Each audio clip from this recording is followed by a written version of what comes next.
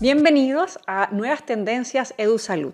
Hoy exploraremos cómo la tecnología puede potenciar las estrategias didácticas y además cómo nos puede contribuir en el proceso de enseñanza y aprendizaje en ciencias de la salud. Soy Sandra García, junto a Carolina Barrera, vamos a analizar herramientas y experiencias que nos contribuyan a las nuevas formas como se está haciendo docencia. Hola a todos y todas, bienvenidos entonces, gracias por acompañarnos en este nuevo episodio y tal como mencionaba Sandra, ¿verdad?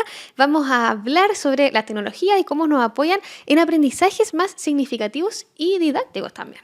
Claramente, y para poder entrar un poquito en introducción a este tema, vamos a decir que la didáctica se ocupa de la metodología y de las estrategias de aprendizaje, y la tecnología ha abierto un abanico de herramientas para poder potenciar esta técnica de enseñanza.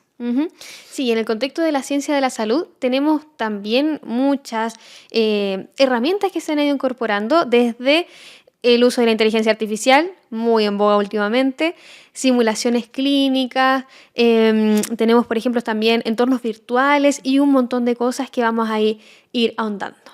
Exacto, Carolina. Justamente nosotros hemos invitado a una persona que sabe mucho sobre didáctica y lo vamos a presentar en forma inmediata, Luciano Beckman. Él es un médico de profesión que vino desde Linares para estar presente acá con nosotras en nuestro nuevo capítulo de podcast. Y les queremos contar, bueno, que él es médico cirujano, que además estaba postulando al Magíster de Educación en Ciencias de la Salud de la Universidad de Chile y que es docente clínico en el CESFAM donde él trabaja. Luciano, un gusto. Chicas, muchas gracias por invitarme el día de hoy a su episodio. La verdad es que estoy súper entusiasmado, la verdad, de poder conversar sobre esto. A mí la didáctica es algo que me apasiona mucho. Entonces, poder hablar hoy de didáctica y de tecnología para todas las personas que nos están viendo, yo creo que es un desafío. Así que súper contento de estar acá. Qué bueno, Luciano, que estés contento y que la audiencia lo va a ver en el momento que tú vayas comentando, ¿no? Sobre este tema. Luciano, en base a eso, ¿cómo ves tú en la actualidad el uso de la tecnología en la educación de ciencias en la salud? Yo creo que esa es una súper buena pregunta. Yo creo que no solamente tenemos que preguntarnos ahora, sino que en cómo ha ido evolucionando en el tiempo. La tecnología en el tiempo ha cambiado mucho, por lo tanto la forma en la que la ocupamos en la educación en ciencias de la salud ha cambiado mucho también. O sea, sin ir más lejos, cuando teníamos estas láminas que se proyectaban y que se iban cambiando una a una, hasta pasar a los estudiantes ahora que todo es a través del computador. Escriben en el computador, graban para poder después tomar apuntes, escriben en iPads. Entonces, la verdad es que la tecnología está tomando y ha tomado mucho terreno en la educación y sobre todo en las ciencias de la salud. Sí, ahí lo que tú mencionas es muy importante porque la educación es un ámbito en el que la tecnología no ha pasado desapercibida, ¿verdad? Y no podemos olvidar que en la pandemia del 2020 nos puso en jaque en muchos ámbitos, ¿cierto? Infinitos contextos. Y dentro de eso, por supuesto, estaba la manera de la que llevábamos la educación, todo el proceso de enseñanza-aprendizaje. Ahí hubo un montón de desafíos que tuvimos que enfrentar. Y en base a eso, cuéntanos un poquito, Luciano, ¿cuál ha sido el impacto que ha tenido la tecnología en la manera de enseñar? Sobre todo considerando los últimos años. Yo creo que lo que dices tú es clave, sobre todo esa frase de ponernos en jaque, porque efectivamente fue así, tanto como estudiantes como docentes. Tuvimos que buscar nuevas maneras de conectar y la verdad es que la educación es una manera súper linda de conectar. Por lo mismo es que hemos tenido nosotros como docentes la ardua tarea de poder buscar nuevas formas de llevar esta educación, este conocimiento hacia nuestros estudiantes, idealmente con la misma calidad que lo hacíamos en un aula presencial. Y ahí es donde está el desafío. La verdad es que ahora, como podemos ir viendo, lo que dejó la pandemia ha sido un impacto sumamente importante. Hemos encontrado nuevas formas didácticas de poder enseñar y de poder llevar la tecnología a nuestros estudiantes, no solamente nosotros para motivarlos, sino que también para empoderarlos a ellos dentro de su propio proceso de aprendizaje. Oye, Luciano, y en base a todo esto que nos estás contando, para que nuestros auditores nos puedan, lo vayan entendiendo de a poco, ¿qué técnicas didácticas tú conoces donde se implementa la tecnología? Tenemos varias, la verdad. Es que desde las más utilizadas antiguamente a unas que son totalmente nuevas ahora, Partiendo, por ejemplo, por las técnicas de grandes grupos. En estas podemos nosotros generalmente utilizar un PPT, que ya estamos partiendo con tecnología, pero también podemos utilizar otras formas de que ellos se conecten entre los mismos estudiantes y también que los estudiantes conecten con nosotros, como por ejemplo con un Menti o con un Kahoot, que son nuevas plataformas donde los estudiantes pueden dar su opinión a través de una encuesta.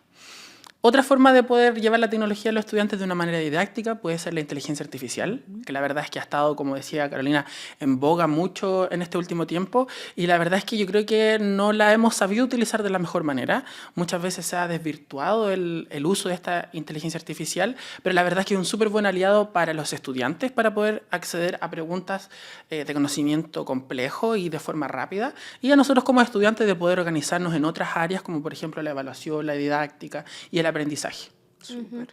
Sí, y aquí, bueno, aprovechamos de invitar a nuestra audiencia, no sé, ahí cuál está en mi cámara, a que nos cuenten en los comentarios cuáles son las estrategias, o claro, las estrategias didácticas donde usan tecnología en sus contextos educativos, y los vamos a estar leyendo en el próximo capítulo. Y para ti, Luciano, la siguiente pregunta. De esta que tú nos mencionas, pasaste por estrategia de grandes grupos, ¿cierto? Que puede ser que varias personas estén usando estas herramientas como Kahoot, Menti, que son bastante efectivas. También mencionaste, hay otras de inteligencia artificial. ¿Hay alguna que sea tu regalona? La verdad es que sí, se me quedaron varias en el tintero y podemos hablar de, por ejemplo, simulaciones de alta fidelidad, que yo creo que para mí sería como la forma como última de la tecnología y cómo nos ha infundido en la educación, pero la verdad es que para mí la regalona siempre va a ser el aula invertida.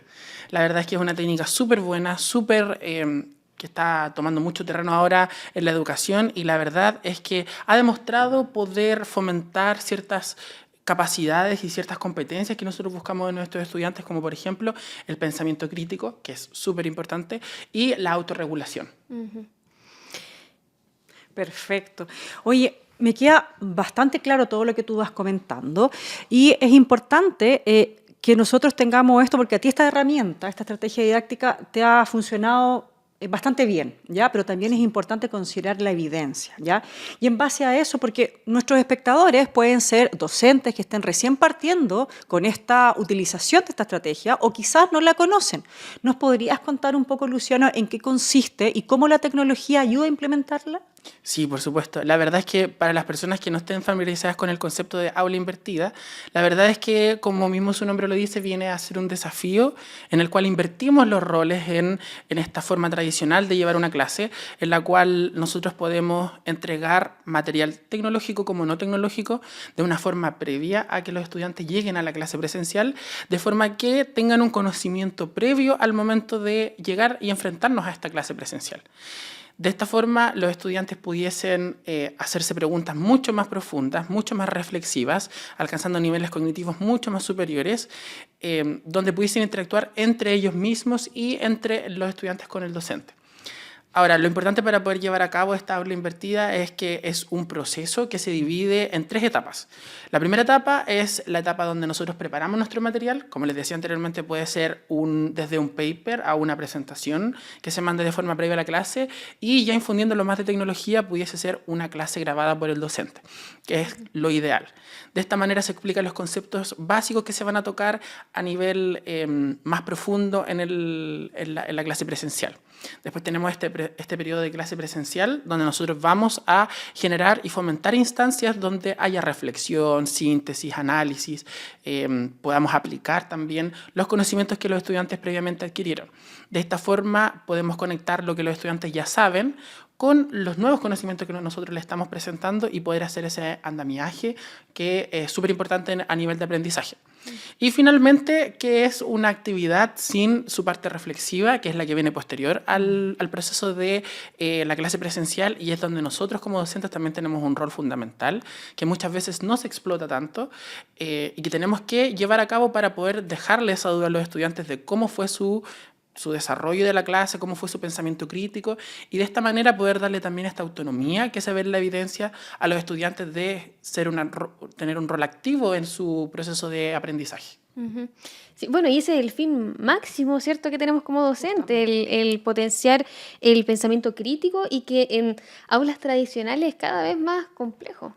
Sí, la verdad es que, como mencionaba antes y como bien lo dices tú, Carito, es difícil poder lograr este pensamiento crítico si no tenemos una parte reflexiva, una parte de alcanzar estos niveles cognitivos superiores. Así que es súper importante, el aula invertida ha demostrado con evidencia en múltiples carreras, en medicina, en nutrición, en enfermería, que pudiendo llevar esta forma de hacer una clase a la realidad local de cada universidad, es una herramienta que tiene evidencia, es una herramienta que tiene evidencia también con nuestros pacientes en educación para la salud, ya no solamente en las carreras de la educación, sino que también poder enseñarle a nuestros pacientes cosas relacionadas con su propia salud de una manera cercana al aula invertida. Entonces es súper, súper interesante. Oye, la audiencia yo creo que debe estar fascinada con todo lo que has explicado porque hemos ahondado claramente en lo que es la aula invertida.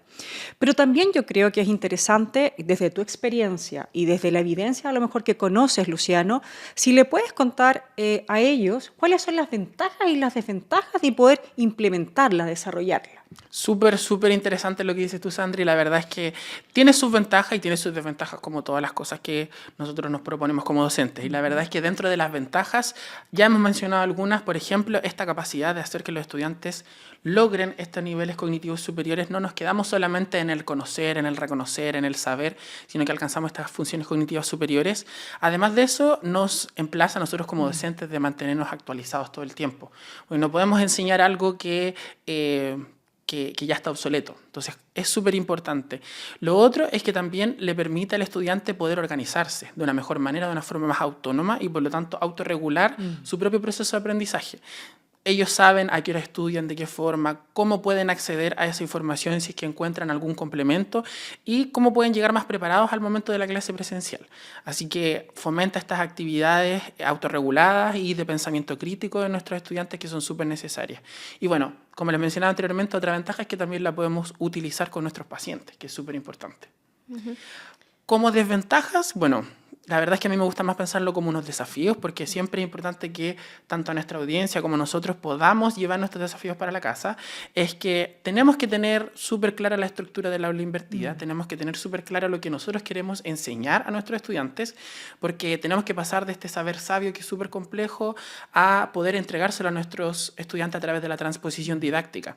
Entonces es súper importante tener un hilo conductor de qué es lo que nosotros queremos hacer y presentarle esta estrategia a nuestros estudiantes de forma que la sepan, la conozcan y la hagan propia. Porque si no lo ven así, la verdad es que van a tener mucha resistencia y se pueden llegar a frustrar incluso. Justamente. Otra cosa importante es que muchas veces las realidades locales de las universidades, tanto en la parte humana como en la parte de recursos monetarios, no permite esta implementación de forma equitativa en todo nuestro país, por ejemplo. Entonces es importante que si queremos implementar esta estrategia didáctica, podamos hacerlo de forma consciente de nuestra realidad local, de nuestros estudiantes, de nuestros directivos y por lo tanto poder presentarla de mejor manera. Yo creo que esos principales son los desafíos que nosotros tenemos como docentes. Sí, y bueno, y ahí tú también mencionabas que en la parte previa, ¿verdad?, o la primera etapa de esta aula invertida, ahí pueden ser diferentes estrategias, papers, clases grabadas, podcasts podrían ser, ¿verdad? Sí, por ejemplo. Entregar material de diferentes formas. Entonces ahí también, para quienes nos están escuchando, si es que han implementado una aula invertida, pueden estar de acuerdo o no con las ventajas y desafíos que propone acá Luciano y también quizás pensar en otros. Y es importante ir viendo la realidad de cada persona, de cada docente, de cada estudiante, de grupo de estudiantes que es sumamente diferente. Bueno, y claramente yo creo que esto nos deja súper claro que esta técnica está alineada con lo que se necesita actualmente para poder mejorar el proceso de enseñanza, con técnicas que sean atractivas, que sean flexibles, donde esto de poder entregarle el material previo al alumno, donde el alumno lo puede revisar, lo hace suyo y posteriormente en el momento de la clase poder participar de discusiones interactivas, de resolución de problemas o de aplicar otras técnicas didácticas o atractivas, yo creo que eso es la magia que tiene estas nuevas formas, ¿no es cierto?, de poder enseñar a nuestros alumnos.